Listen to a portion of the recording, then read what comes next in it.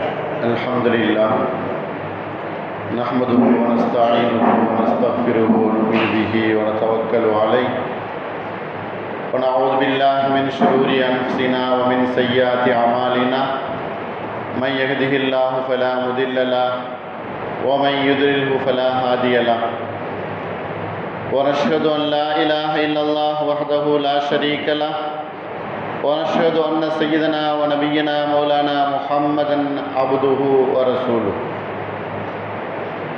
أما بعد فقد قال الله تعالى يا أيها الذين آمنوا إنما الخمر والميسر والأزلام والأزلام رجس من عمل الشيطان وقال النبي صلى الله عليه وسلم لما حرم الخمر مشى رجال من أصحاب رسول الله صلى الله عليه وسلم بعضهم إلى بعض وقالوا حرمت الخمر وجعلت عدلا للشرك أو كما قال عليه الصلاة والسلام. புகழ் அனைத்தும் அல்லாஹ் ஒருவனுக்கே, சாந்தியும் சமாதானமும் நபிகள் நாயகம் ஸல்லல்லாஹு அலைஹி வஸல்லம் அவர்கள் மீதும் அவர்களை பின்பற்றிய உத்தம சத்திய சஹாபாக்கள், தாபியன்கள், தபா தாபீன்கள், குறிப்பாக நாம் எல்லோரின் மீதும் அல்லாஹ்வின் சாந்தியும் சமாதானமும் என்றென்றும் நின்று நிலவட்டுமாக. ஆமீன். அன்பிற்கும் பெருமதிப்பிற்கும் உரிய அல்லாஹ்வின் நல்லடியார்களே, அன்பு சகோதரர்களே, அல்லாஹ் நம்முடைய எல்லா தொழுகைகளையும் எல்லா அமல்களையும் அல்லாஹ் பரிபூர்ணமாக கபூல் செய்வானாக. நம்முடைய தேவைகளையும் நம்முடைய நாட்டங்களையும் நம்முடைய குடும்பத்தாருடைய தேவைகளையும் அல்லாஹ் பரிபூர்ணமாக நிறைவேற்றி தந்தல் புரிவானாக.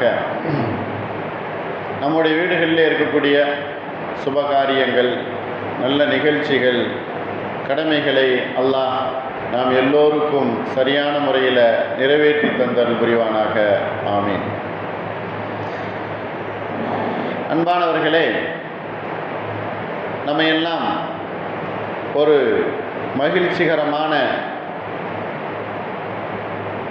ஒரு உலகத்திலே மாற்றத்தை ஏற்படுத்திய முஹம்மது ரசூலுல்லாஹி ஸல்லல்லாஹு அலைஹி வஸல்லம் அவர்கள் பிறந்ததொரு மாதம் நம்மளை வர இருக்கின்றது.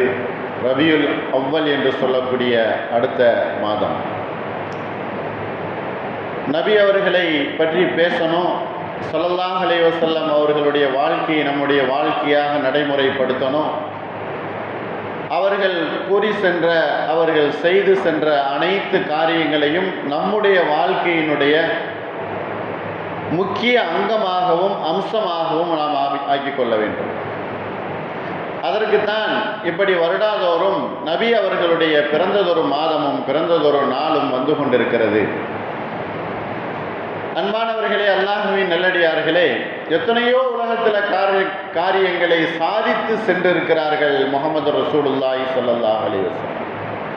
ஒன்றல்ல இரண்டல்ல, பல ஆயிரக்கணக்கான காரியங்களை உலகத்தில் என்னால் சாதித்து இந்த மக்களுக்கு நல்வழி காட்ட முடியும் என்கிற ஒரு உயர்ந்த எண்ணத்திலும் அல்லாஹ்வினுடைய உதவியை கொண்டும் உலகத்திலே சாதித்து விட்டு சென்றிருக்கிறார்கள்.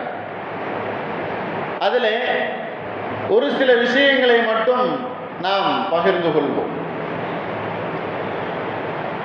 திரு மக்கமா நகரிலும் சரி, மதினாவிற்கு ஹிஜ்ரத் சென்ற பொழுதும் சரி, நபி அவர்களுடைய நீங்கா கவலையாகவும் மாற்றத்தை ஏற்படுத்தும்படியான சில காரியங்கள் அந்த மக்களிடத்திலே இருந்ததை பற்றி அதிகமாக அவர்கள் நபி அவர்கள் பெருமுயற்சி எடுத்திருக்கிறார்கள் அதை மாற்றுவதற்கு. அதில் ஒன்றுதான் மக்களிடத்திலிருந்து மதுவிலேயே மூழ்கி இருக்கக்கூடிய இந்த மக்களை எப்படியாவது அவர்களை நேர்வழியிலே நடாத்தி நல்ல மனிதர்களாக உலகத்திலே வாழ செய்யணும் என்பதற்காக வேண்டிய பெரும் முயற்சி எடுத்தார்கள். இரண்டாவது, பெண் குழந்தைகளை உயிரோடு புதைத்த அந்த சமூகத்தை மாற்றி அமைக்கணும் என்பதாக நினைத்தார்கள். இரண்டாவது, மனிதர்களை அடிமைப்படுத்தி கொண்டிருக்கிறார்களே, இதையும் மாற்றி அமைக்கணும் என்பதாக நினைத்தார்கள். இந்த மூன்று விஷயத்திலேயுமே நபி அவர்கள் ஒரு பெரிய சாதனையாளராக சாதித்து அவர்கள் வஃபாத்தானார்கள், இந்த உலகை விட்டு பிரிந்தார்கள். இந்த மூன்றிலே முக்கியமாக இன்றைக்கு நடந்து கொண்டிருக்கக்கூடிய ஒரு முக்கியமான அம்சம், ஒரு முக்கியமான விஷயம், மிகப்பெரிய பாவச் செயல், இந்த மதுனுடைய மிகப்பெரிய ஒரு பங்களிப்பு இன்றைக்கு நடந்து கொண்டிருக்கிறது உலகத்தில். போதைப் பொருளை யூஸ் பண்ணுதல், போதைப் பொருளை அதை அனுபவிக்குதல் என்கிற நிலை இன்றைக்கு சிறுவர்கள் முதற்கொண்டு வயதானவர்கள் வரையிலையும் இது நடந்து கொண்டிருப்பதை நாம் பார்த்து கொண்டிருக்கிறோம். அன்றாட செய்திகளாகவும் அது இருந்து கொண்டிருக்கிறது, அன்றாட வளமையாகவும் அது இருந்து கொண்டிருக்கிறது. பள்ளிக்கூடம் படிக்கக்கூடிய குழந்தைகள் முதற்கொண்டு வாலிபர்களிடத்துல, வயோதிகர்களிடத்துல, எல்லோரிடத்திலையும் இந்த போதைப் பொருள் என்பது இருந்து கொண்டிருக்கிறது. அன்பானவர்களே, உலகத்திற்கே சவால் விட்டு செய்த ஒரு மது ஒழிப்பு என்பது அது இஸ்லாம் தான் செய்தது. மார்க்கம் தான் அதை நிலைநாட்டியது. மது ஒழிப்பு என்பதை முதலாக உலகத்தில் நிலைநாட்டியது இஸ்லாம். உலகத்திற்கு நன்மைகள் நிறைய செய்திருக்கிறது, ஆயிரக்கணக்கான வழியை காட்டியிருக்கிறது இஸ்லாம். அதுல ஒன்று மது ஒழிப்பை நிகழ்த்தி மக்களுக்கு நன்மையை செய்தது. நபி ஸல்லல்லாஹு அலைஹி வஸல்லம் அவர்கள் கொஞ்சம் கொஞ்சமாக மக்களிடத்திலிருந்து இந்த போதைப் பொருளை நிறுத்தினார்கள். ஆனால் இன்றைக்கு அது எல்லா மனிதர்களிடத்திலையும், குறிப்பாக முஸ்லிம் மாணவர்களிடத்தில், முஸ்லிம் வாலிபர்களிடத்தில் இந்த போதைப் பொருள் பயன்படுத்துதல் என்பது சர்வசாதாரணமாக இருந்து கொண்டிருக்கிறது. அதுக்காக வேண்டி பணங்காசுகள் செலவழிப்பது, அதற்காக வேண்டி பெரிய முயற்சிகள் செய்து கொண்டிருப்பது, நாடு ஒருபுறம் இந்த மதுபான கடைகளை திறந்து விட்டிருந்தாலும், அது ஒரு பக்கம் நடந்து கொண்டிருந்தாலும், போதைப் பொருள் அனுபவம், போதைப் பொருளை யூஸ் பண்ணுதல் என்பது இன்றைக்கு மக்களிடத்திலே மிகவும் பரவலாக பரவி இருப்பதை நாம் காணுகிறோம்.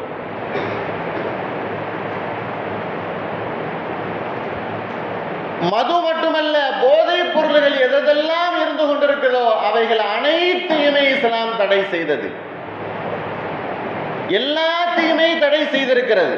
அல்லாஹ் குர்ஆனிலே யா அய்யுஹல்லதீன ஆமனு இன்னமல் ஹம்ரு வல் மைசிரு வல் அன்சாபு வல் அஸ்லாமு ரிஜ்சும் மின் அமலி ஷைத்தான், போதைப் பொருள், மதுவை குடிப்பது, மதுவை அருந்துவது என்பது அது ஷைத்தானுடைய வேலை. ஷைத்தானுடைய வேலை என்பது மிகப்பெரிய பாவமான செயல். அல்லாஹ் ஷைத்தானுடைய வேலை என்பதை குர்ஆனிலே எதை சொல்லி காட்டுகிறான்? பன்றி இறைச்சிக்கு ஷைத்தானுடைய வேலை என்பதாக சொல்லி காட்டுகிறான். மது ஒழிப்பை நபி ஸல்லல்லாஹு அலைஹி வஸல்லம் அவர்கள் எப்படி நிகழ்த்தினார்கள் என்று சொன்னால், மது அருந்துவதும் அல்லாஹ்வுக்கு இணை வைப்பதும் ரெண்டும் சரிசமமானது என்கிற அளவுக்கு நபி அவர்கள் உணர்த்தினார்கள். சஹாபாக்கள் பேசிக்கொண்டார்கள், இந்த அளவுக்கு மதுவை அல்லாஹ் ஹராமாக ஆக்குவான் என்பதாக எதிர்பார்க்கவே இல்லை. ஷிர்க், இணை வைக்குதல் என்பது எப்படி கூடாதோ, இணை வைக்குதல் என்பது ஹராமோ, அல்லாஹ்வுக்கு இணையாக ஏற்படுத்துவது என்பது அது மிகப்பெரிய பாவச் செயலோ, அதுபோல மது அருந்துவதை அல்லாஹ் இவ்வளவு பெரிய ஹராமாக ஆக்கியிருக்கிறானே என்பதாக அவர்கள் பேசிக்கொண்டார்கள்.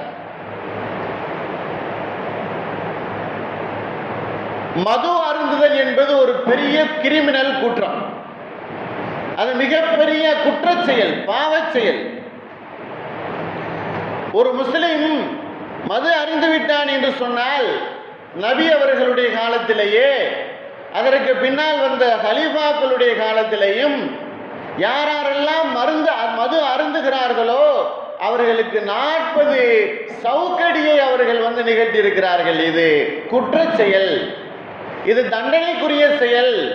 மது அருந்துதல், போதைப் பொருளை யூஸ் பண்ணுதல், இது தண்டனைக்குரிய செயல் என்பதாக நிகழ்த்தி காட்டியிருக்கிறார்கள். எங்கும் சொல்லப்படாத குற்ற தண்டனை என்பதாக சொல்லப்பட்டிருக்கிறது.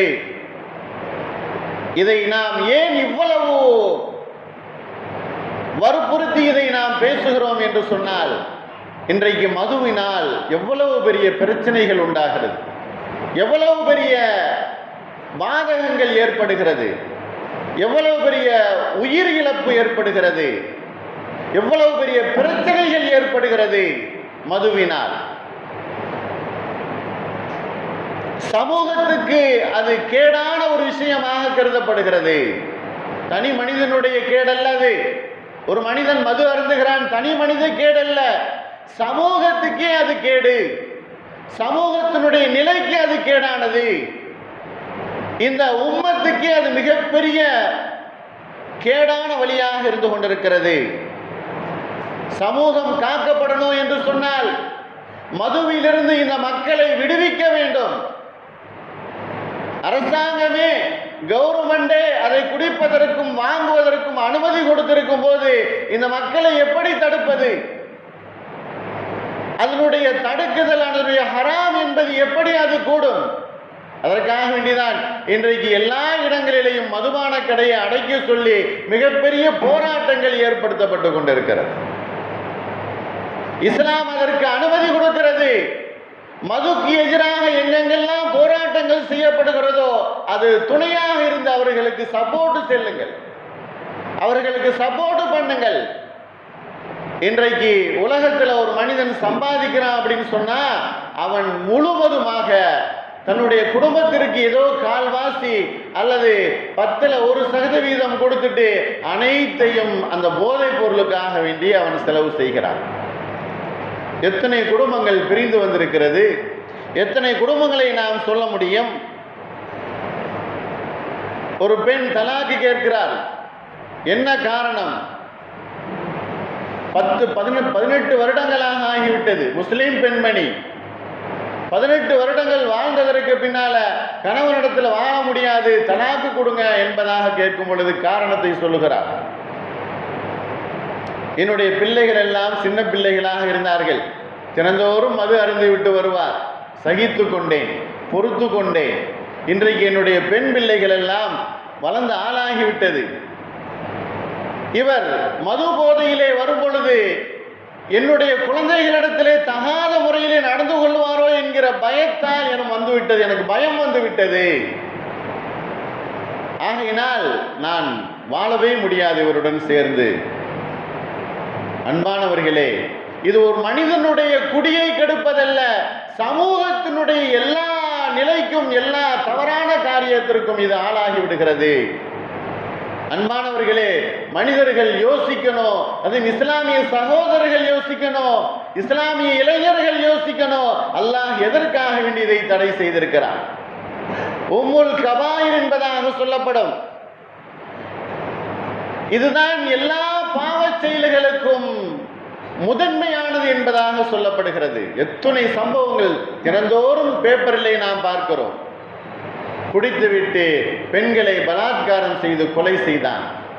மிகப்பெரிய ஒரு டாக்டர், நல்ல நிலைமையிலே வரக்கூடிய மருத்துவர்கள், மருத்துவமனையிலே இருக்கக்கூடிய பேஷண்ட்களை பார்க்கக்கூடியவர்கள், சொல்லப்படுகிறது ஒரு மருத்துவர் 1000 பேஷண்ட்களை அவர் பிழைக்க வைக்கிறார் என்று இருக்கக்கூடிய அந்த சமயத்தில் இன்றைக்கு கொடூரமாக கொலை செய்யப்படுகிறது போதையினால்.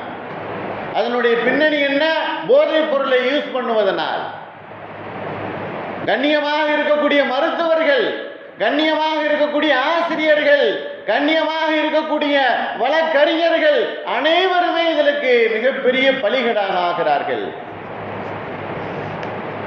அன்பானவர்களே, இன்றைக்கு இது மிகப்பெரிய போதகமாக வந்திருப்பதனால் இதை பேசியாக வேண்டியது இருக்கிறது, தடுக்க வேண்டியது இருக்கிறது. நாம் குழந்தைகளாக இருக்கட்டும், நம்முடைய சொந்த பந்தங்களுடைய வாலிபர்களாக இருக்கட்டும், சமூகத்தை சார்ந்தவர்களாக இருக்கட்டும், யாராக இருந்தாலும் இந்த போதைப் பொருளை தடுப்பதிலிருந்து, போதைப் பொருளை அதை யூஸ் பண்ணுவதிலிருந்து தடுக்கப்பட வேண்டும். நபி ஸல்லல்லாஹு அலைஹி வஸல்லம் அவர்களுடைய காலத்தில் போதைப் பொருளுடைய வாடை வந்தாலே தண்டனை கொடுத்து விடுவார்கள். இன்றைக்கு காவல்துறை வாகனத்தில் போகும்போது குடித்திருக்கிறாயா இல்லை என்பதாக ஊத சொல்லுகிறார்களே, அன்றைக்கு போதைப் பொருளினுடைய வாடை வந்தாவே தண்டனைக்குரிய செயலாக இருக்கிறது. பெண்கள் நிம்மதியாக பயணம் செய்ய முடியவில்லை, பெண்கள் நிம்மதியாக வெளியிலே போயிட்டு வர முடியவில்லை. குடிகாரன் என்ன செய்து விடுவான் என்கிற பயம் இருக்கிறது. தன்னந்தனியாக எங்கும் போயிட்டு வர முடியாத சூழ்நிலைகள் இருந்து கொண்டிருக்கு. அல்லாஹ் அடிப்படையை ஹராம் என்பதாக சொல்லி இருக்கிறானே, அடிப்படையிலே அது ஆகமாக்கப்பட்டதாக இல்லையே. மக்காவிலே மது பிரியர்கள் தான் அங்கிருந்தார்கள். குடங்குடமாக பெரிய பெரிய இடங்களிலே அவர்களுடைய மதுக்களை அவர்கள் சேகரித்து வைத்து மிகப்பெரிய மது பிரியர்களாக இருந்தார்கள்.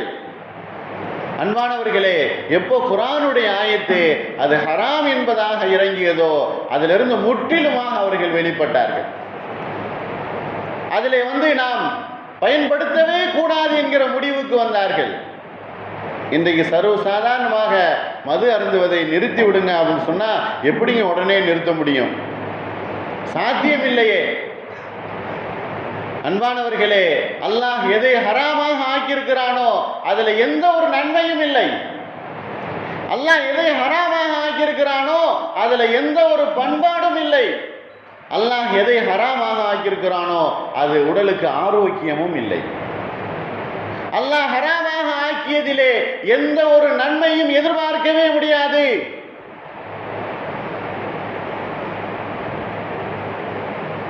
இன்றைக்கு ஒரு காலத்திலே ஏதாவது தெரியாமல் இரவு நேரத்தில் அல்லது ஏதாவது ஒரு தேவைக்காக வேண்டி மது பயன்படுத்தப்பட்டு கொண்டிருந்தது. ஆனால் இன்றைக்கு வாழ்க்கையினுடைய ஒரு அங்கமாக மது மாறிக்கொண்டிருக்கிறது. அவன் குடித்தாதான் வாழ்தல், வாழ்க்கை என்று சொன்னால் குடிப்பில இருக்கிறது என்கிற அளவுக்கு இன்றைக்கு மனிதனுடைய வாழ்க்கை போய் கொண்டிருக்கிறது. முதலாவதாக முஸ்லிம்கள், இஸ்லாமிய இளைஞர்கள் கண்டிக்கக்கூடியவர்கள், கண்டிப்பதற்கு தகுதியுடையவர்கள். பேப்பர்களிலே பார்க்கிறோம், பொய் செய்தியோ உண்மை செய்தியோ தெரியவில்லை. இருந்தாலும் முஸ்லிம்களுடைய அந்த நிகழ்ச்சியிலே அதிகமான மது பாட்டில்கள் விற்கப்படுகிறது. இந்துக்களுடைய விசேஷங்களிலே விட முஸ்லிம்களுடைய விசேஷங்களிலே அதிகமான போதைப் பொருள்கள் விற்கப்படுகிறது. அன்பானவர்களே, முதலாக நமக்கு தானே இது தடை செய்யப்பட்டது. முதலாக இதுதானே நமக்கு அல்லாஹ் தடை என்பதாக சொல்லணும். தொழுகைக்கு முன்னால் நீங்கள் குடிபோதையிலே தொழுகைக்கு நெருங்காதீர்கள் என்பதாக அல்லாஹ் சொல்லுகிறான். அல்லது குடிக்கவே கூடாது என்பதாகவும் அல்லாஹ் சொல்லுகிறான். உலகத்தில் சுற்றி சுற்றி எங்கு வந்தாலும் அல்லாஹ்வுடைய கட்டளை, அல்லாஹ்வுடைய ஏற்படுத்தியது அனைத்தும் உலகத்தில் சுற்றி கொண்டே இருக்கிறது. அன்பானவர்களே, நம்முடைய குழந்தைகள், நம்முடைய ஆண் மக்கள், பெண் மக்கள் எல்லோருமே நம்முடைய குழந்தை செல்வங்கள். அவர்கள் நமக்கு அல்லாஹ் கொடுத்த மிகப்பெரிய ஒரு அன்பளிப்பு. அந்த குழந்தைகளுடைய வாழ்க்கை பிரகாசமாக இருக்கணும். அந்த குழந்தைகள் நல்லொழுக்கம் உள்ளவர்களாக வளரணும், நல்ல பண்புள்ளவர்களாக அவர்கள் உருவெடுக்கணும். போதைப் பொருளுக்கு அடிமையாக ஆகிவிடக்கூடாது. போதைப் பொருளுடைய அடிமைத்தனத்தை அவர்களுடைய வாழ்க்கையிலே கொண்டு வந்து விடக்கூடாது. அன்பானவர்களே, நம்முடைய குழந்தைகளை பாதுகாப்பது நம்முடைய கடமையாக இருக்கிறது. நல்ல கல்வியை கொடுப்போம், நல்ல ஒழுக்கத்தை கொடுப்போம், நல்ல பண்பாடுகளை கொடுப்போம்.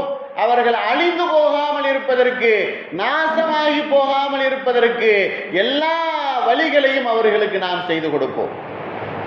பண்புள்ளவர்களாக அவர்கள் வளர வேண்டும். நல்ல சிந்தனையாளர்களாக வர வேண்டும். அன்பானவர்களே, அல்லாஹ்வின் நல்லடியார்களே, இது ஒரு புறம் இருந்தாலும் இன்னொரு புறம் மனிதர்களை நோய் பிடித்து கொள்கிறது. எவ்வளவு பெரிய நோய், கஷ்டமான நோய், மருந்துகள் இல்லாத நோய், குணப்படுத்த முடியாத நோய், கைவிரிக்கப்படக்கூடிய நோய், அனைத்தும் வந்து விடுகிறது. ஹராமான அந்த மது பழக்கம் பழகிவிடும் பொழுது, பரவி விடும் பொழுது எல்லா நோய்களும் வந்து விடுகிறது.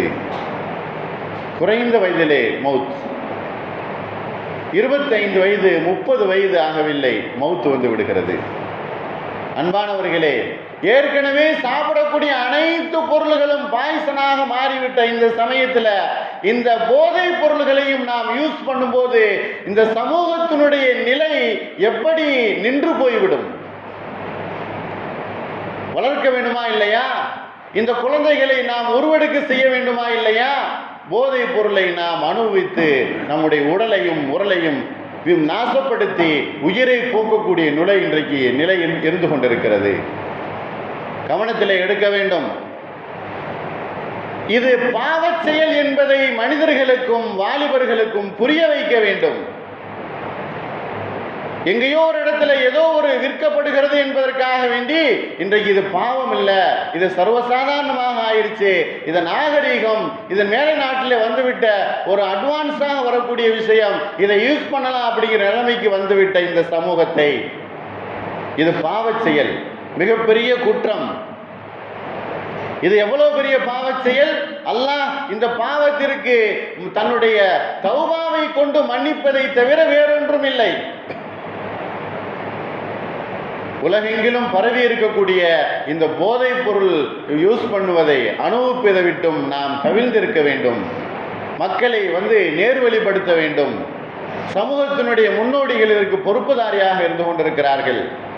ஒவ்வொரு வாரமும் ஒவ்வொரு நாட்களிலும் ஒவ்வொரு பிரசங்கத்திலும் இந்த சமூகத்தை காத்து எடுக்குதல், இந்த சமூகத்தை இந்த மதுவிலிருந்து பாதுகாக்குதல் நம்முடைய கடமையாக இருந்து கொண்டிருக்கிறது.